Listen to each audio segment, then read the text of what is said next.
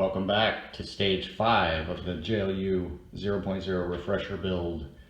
And a lot of what's going on in this is what would have gone on in part 4 had the body not been a bust. So I've got a replacement body, and I guess Axial heard me because now they're not drilling the hood off center, they're just massively oversizing it. So I don't know what the deal is. That's a huge hole compared to the other ones in the hoods, but anyways, I'll get that trimmed up and painted in this session. And I did mention last time that I relocated the shocks to drop the ride height down. And in doing that, I had to modify the bumper cross member to get clearance with the top of the Emax servo, and the horn just barely missed the bumper. But then last segment, we put in the 4-link True RC uppers and then the high clearance hot racing lowers. And I guess those 4 links were just enough different to lean the diff and the servo forward just a hair. And in doing that, the corners of the Emax housing, not the tabs, but both front corners actually hit, they hit this cross member, and they hit it very close to where the bumper mounts. And you can see that I've already taken off about as close as I can take off to that bumper mount. And I even tried to take off a little of the Emax casing, and you can see I went too far, and you can see the gears. So it still works, but I'm sure it will go kaput once any junk gets in there. So the solution to that, to be able to get full compression without hitting that, hopefully will be, I ordered these Mofo RC. These are 4-link aftermarket adjustable servo trays. So hopefully this will be the solution. I'll get these out in a minute and compare them when I pull this one and kind of look at how they're different. And then I went ahead and picked up another Emax, so I'm going to swap this in. And I think I'm just going to pull this while it works, and then if another one dies, I'll just swap the casing and have, you know, the guts of this working one in there. So let me pull this, and we'll take kind of a look at this tray and see what the difference is, and hopefully that will let me realign that servo back a little bit and give me clearance for that bumper mount and be able to get full compression. Got these out, and I ordered one set, and then, which would be that, I guess, plus maybe some more screws. And then I ordered a replacement, or just extras. But then he actually threw in a whole nother base plate and then one extra. So I've kind of got 2.5 sets, and then I've got some extra screws. So not a bad value there. So anyways, here's the HR unit that I pulled, and here's the old servo. So let's see here. It mounts to the front of the hot racing, so you can see the back edge of the servo versus the link mount points, and then you can also see how they stick up above the surface of the tray. So you're limited to the back edge of the tray. You can't even get there. I mean, the servo doesn't even hit it. So the difference here, I'll just stack this one underneath it the same direction. So if we line these up, you can see this tray is totally flat, so that servo can ride back over top of the link mounts. And then you've got multiple positions here to mount your block. So I'm going to mount in those middle points, I believe, to slide it back. But that kind of looks like side by side there. So anyways, I'll get it thrown on and see if this works. Be able to scoot that back enough to clear everything. All right, so I've got this thing installed. You can see it there. You can see I've got it on the middle set of mount posts. So that should allow this to seat in there and back quite a bit further than it was. So in getting this installed, one of the things on Mofo's video, he said to check for clearance, basically on the link mount piece above the axle. And then you might have to shave some of this off with an X-Acto. It's this little solid piece where the 4 links mount on each side. So it's already got kind of a semicircle in it, but he said you may have to check that if you get any rub. So I took an X-Acto and kind of shaved off a hair more so I don't get any rub, but what I'm hitting is the tip of the screw, the set screw there. So the shaft is good, but and I don't want to take any more of the mount off because it'll make that center part too thin, I think, too thin walled. Don't want it to break or the screw to come through. So I'm going to pull out this set screw and chop the end off, maybe 1 millimeter or 2. I think that's all it will take, and then this will spin. You can see it's hitting each side, so this will spin freely then. So then I'll get the servo on and everything assembled and really make sure this thing fully functions and gets me out of my cross member clearance issue. But so far, very nice quality. Just don't over tighten anything. Everything threaded in nicely. You kind of have to hold some pressure here as you're screwing those top screws in to make sure everything keeps aligned. But I think that's pretty typical on any of these trays. But a much smaller kind of base plate footprint. It's got much more of a cutout here.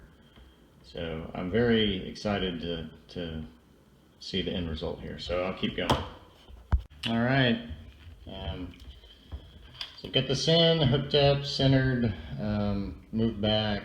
So the first issue was with it slid so far back, the servo horn, if you mount the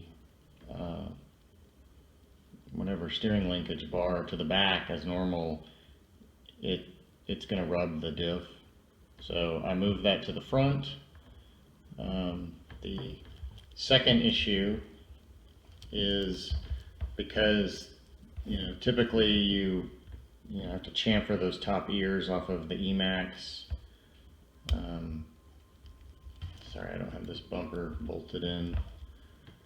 And also because it's not centered, it's hitting the frame. You can see I've got less room on the driver's side than the passenger side, it seems like. So if I push it over and get it centered, that's what full compression looks like. You can see that servo horn now is the piece that's hitting the cross member, so it moved it way back. So you can see, I'm all the way to the inside frame edge with this and the mounts. So the other piece, I should have ordered that when I got these. I was just like, well, I'll see if these will work. He's got some pieces, Mofo RC, that he makes that you basically cut the frame off at this point right after the screw on each side. And then he's got these kind of shock mount hoops that come over and then they grab the bumper.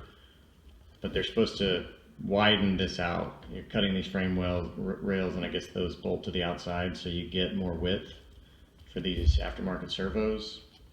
So I think that's what I'm going to have to do to be able to run this bumper without those JLU drop down extensions and keep it up high and tucked up. So I'm almost there.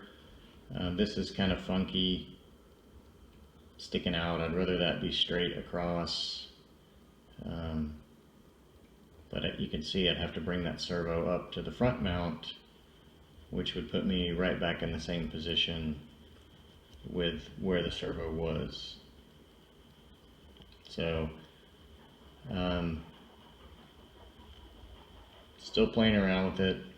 You can see it clears the cross member pieces because usually you have to chamfer these inside edges as well to clear the Emax mount points. So looks like I'm going to be ordering up another piece from Mofo.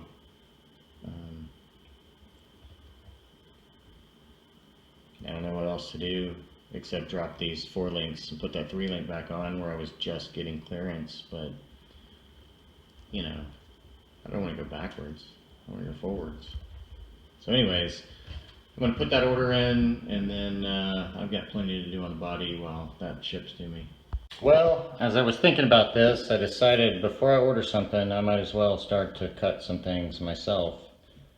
I can always reorder. So I trimmed the ears of the Emax and those mount blocks, kind of chamfered those, or beveled the top edges, and then I kind of smoothed the sides down, you know, as even as I could. And then on this driver's side that was kind of touching, you can see right here, I clearanced that bottom frame rail. I just took out the kind of C profile at the bottom. And I mean, I don't have shocks in, but got no problem now. If I can hold it, but you can see the servo is all the way up above those frame rails, actually at the body mount. Of course, the shocks won't let it go that high, but that looks like that gave me the clearance, so I don't think I'm going to have to order anything else. So let me bolt this back up. Oh, and one other thing that I was looking at was kind of this servo horn, you know, how far out that is in relation normally. And this one's really not any different. It's just got the link out front rather than the horn. So I think I'm going to leave it, since it's not lessening any approach angle really. It would be about the same protrusion either way. So that looks good. So let me bolt this in and give it a flex test and double check it. All right, got this guy back in action. Everything is looking good now. Look at that. No issues, no problem. You can see that little cut out there in the frame at the bottom here. Man, that could not be any better. So that's all good. So let's get moving with the body. Boom. Thank you, Mofo RC. What a cool product, man. That is a great solution to be able to ditch these JLU bumper extensions and tuck this guy back.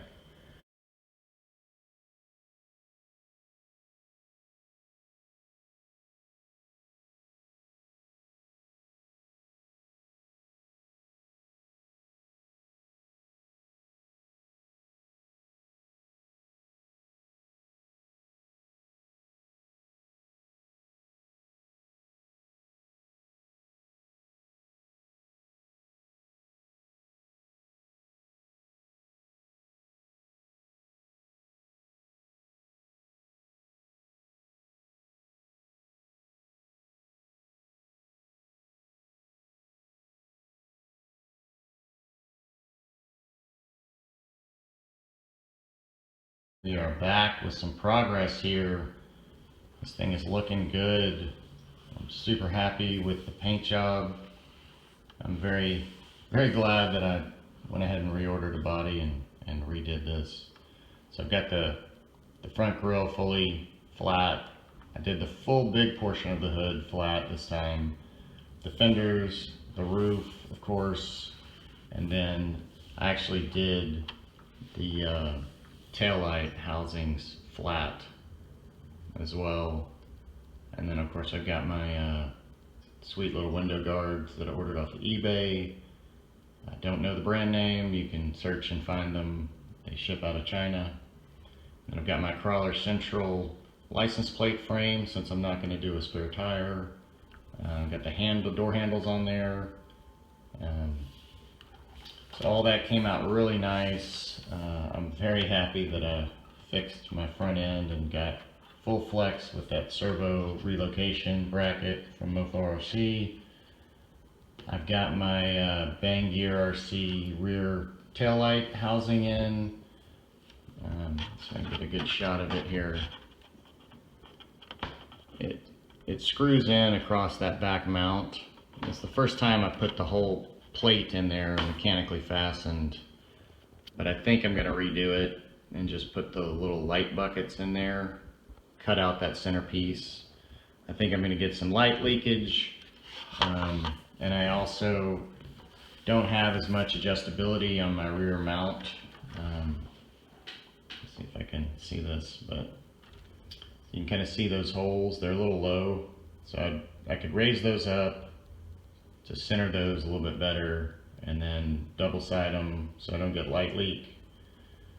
And I think it'll be easier to adjust the body on this mount where I want it without that big honking cross piece. So I think I'm going to Dremel that a little bit and take out that middle piece and kind of redo that. So I want to do that before I glue in my magnets. I've got them double stacked just for the height here, so I can kind of lay it down and see. But I think it's going to ride pretty nice. I think that's pretty straight front to back. The other thing that I was debating, since my thoughts on lighting have really increased on this thing since time has gone by, I had a pretty simple plan for it, and now I've gone and overcomplicated it as usual. But in doing that, it made me think about seeing in these fenders and all the wiring below. So I can't do the typical inner fenders because of these kicks.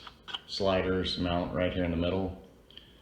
So I couldn't install like a full piece, but now that the fenders are knocked off and you don't have to buy the CC hand $36, $37 set, I think I may order like a $13 no-name set to chop up and see if I can't cut a front portion, cut a rear portion to fit and work, and just leave it off, and then, you know, just kind of have a little cover here and a little bit of coverage here on the back wheel wells. So that's the thought there. And then I've got some really cool surprises within the lighting and a few other little details. So, of course, I got to get the stickers on, make this thing look like a Jeep, add a little more detail. But so far I'm pretty happy with it. I don't think I'm going to put the window stickers on since this is a black paint job. I've got black trim already. So I think I'll just leave those clear. I am going to put an interior in this, so that way you'll see clearly the interior. But anyways, there's definitely some progress on this bad boy, and I'm excited to get this thing finished up. So thanks for watching, and hopefully I'll get the lighting and the reveal up shortly.